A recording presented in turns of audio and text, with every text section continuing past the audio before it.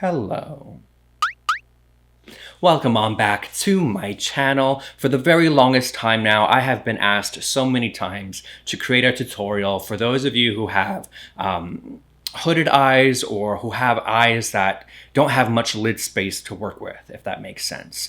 And one of the techniques I use to create the illusion of more lid space is by creating a soft cut crease, which I'm going to show you today. So if you want to learn how I created this look right here, then keep on watching. So to begin, I'm using the COSRX Snail 92 all-in-one cream to prep our model's face today, and I'm applying this on with the same beauty blender I'll be using throughout the remainder of the application. I've really been into trying out different skincare lately, and this is my first time using this particular cream.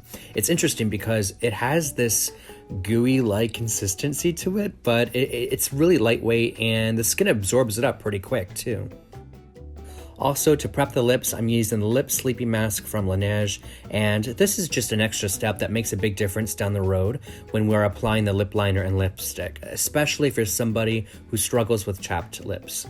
With the Luminous foundation from Anastasia Beverly Hills in the shade 360C, I'm going to slowly start building up this coverage. Our model today, Zoe, already has incredible skin, so I don't need to build this up to be full, heavy coverage. She has little to no texture, clear skin, a beautiful complexion, so I'm really just applying a thin layer of this to make everything one tone before going in with the contour and the highlight.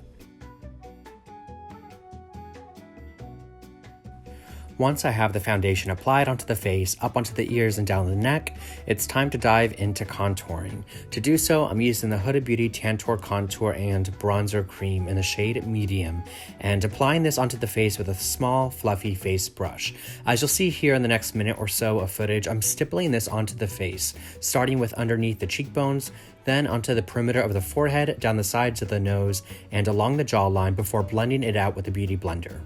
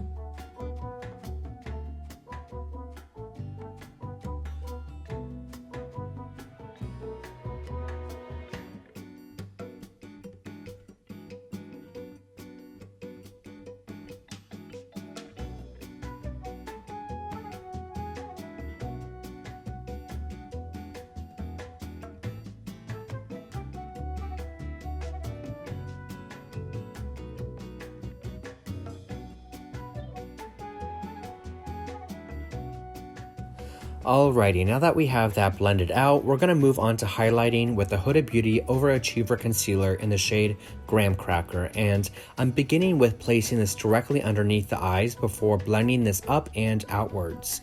Since the eye makeup is going to be kind of dramatic today, I wanted to keep the under eye highlight slightly more settled than what I would usually go for, so this really ended up being the perfect shade for her. Slightly brighter, but nothing too wild, and I even bring this up onto the center of the forehead and down the center of the nose just to add a little more dimension.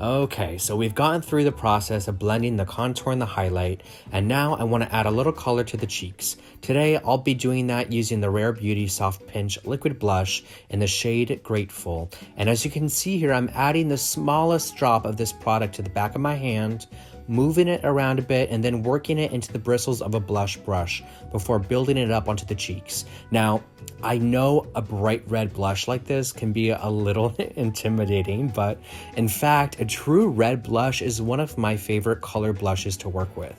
Because the sun naturally turns our skin red, I find a red blush can make just about any skin tone look beautifully sun-kissed in such a natural looking way. And if you find that you've applied it a little too much, you can just take your beauty blender and diffuse out the pigment like I have here.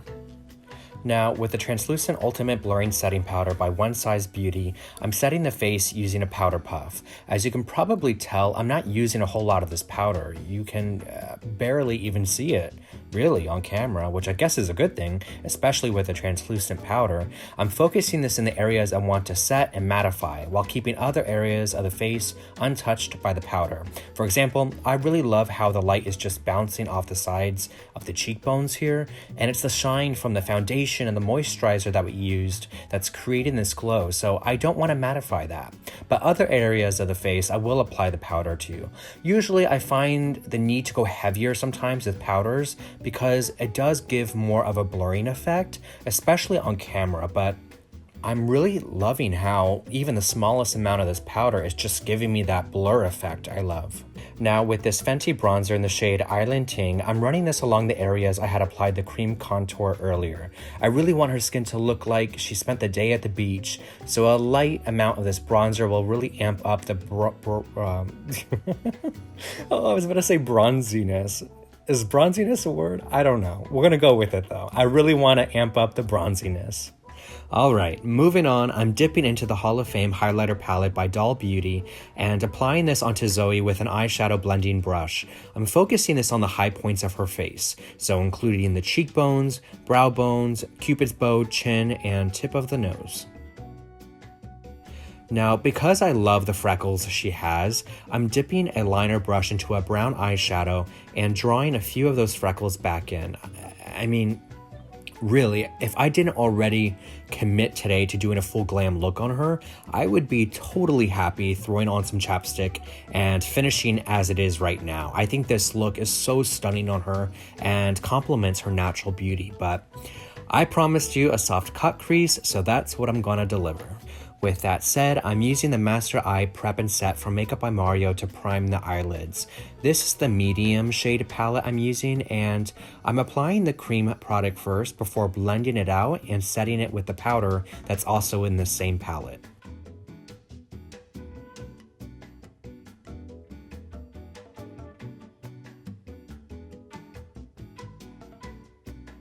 For brows, I'm starting with the Brow Definer by Anastasia Beverly Hills in the shade Medium Brown.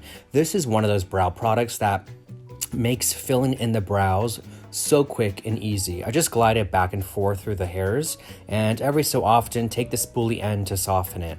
I like focusing this product on the outer 2/3 of the brow to shapen and to define it, and afterwards I'll go in with the brow pen for the front of the brow.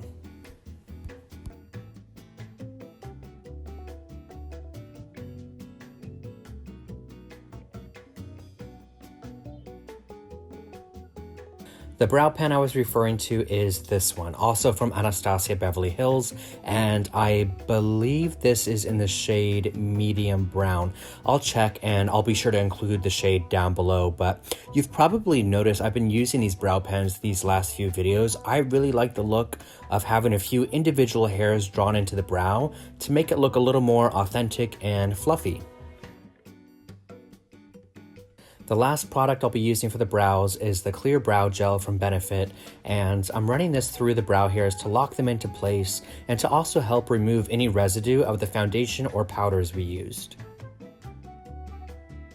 To begin on the eyes, I'm using the Master Mattes eyeshadow palette from Makeup by Mario and using shade Matte 8 to start creating the shape that I want, using a fluffy detail brush to do so. This is going to be the base of where we're going to build up the depth of the crease. Next, I'm taking an even smaller detail brush, dipping into shades Matte 10 and Matte 11 to deepen the shade of the crease. Because this cut crease technically isn't going to be cut or cleaned up with concealer, you're really going to want to make sure you take your time diffusing the edges so everything remains looking soft. I'm back to using that first brush and building up these shadows in the inner and outer corners, but keeping the center bare so we have that spotlight of brightness.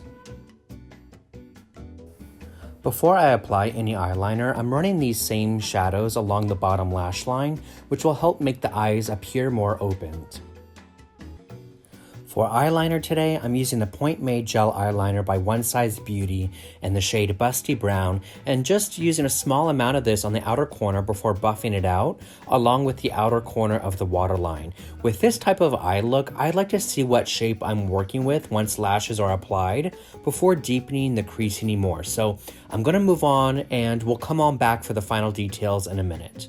With the Lash Brag Mascara from Anastasia Beverly Hills, I'm going to apply a light coat of this to the lashes before applying the false lashes. And the lashes I'm using here today are from Too Faced in the style Doll Eyes, which is this wispy style that isn't too over the top. While I wait for the lash glue to dry, I'm going to head back to the eyeshadow, once again building up the depth of that crease to really create the shape that I want. What's nice about this technique too is that it can be applied using a variety of colors, whether it be a plum or a burgundy or even a deep green. But for today, I decided just to keep it the color story kind of simple and neutral. Next, I'm using this Inglot Black Gel Liner to line the upper lid. Most of the magic with this liner is going to happen by elongating the inner corner because we've already created the illusion of vertically opening the eye with the crease, right? But now I'm lengthening it horizontally by extending the inner corner and winging out the outer corner. Moving on to lips, I'm using the Nude 2 lip pencil from KKW Beauty to line the borders. Of course, with this kind of eye look, you can really pair it with any lip color you like. It just comes down to preference, but because I do feel this eye look is a little dramatic, it's in my opinion that a nude lip would complement it best. And plus, I really wanted to try out their new lip pencils that they just sent over. This pencil is a part of the Crystallized collection that I believe they're launching today, actually. So there's that. Now, once we have that applied, I'm going to switch over to using the lip crayon, also by KKW Beauty in the shade Classic Kim, to fill in the lips. It wasn't until after I styled the hair off camera that I had added just the smallest amount of clear gloss right on top. And lastly, I'm using the Glow Cocoa Hydrating Mist from Huda Beauty to set the makeup into place, which makes this the final step in creating this soft cut crease look on our naturally beautiful model. Boy, just be honest. I know you want it. Let's work into it. 'Cause you know that I'm hard to love. It won't be easy.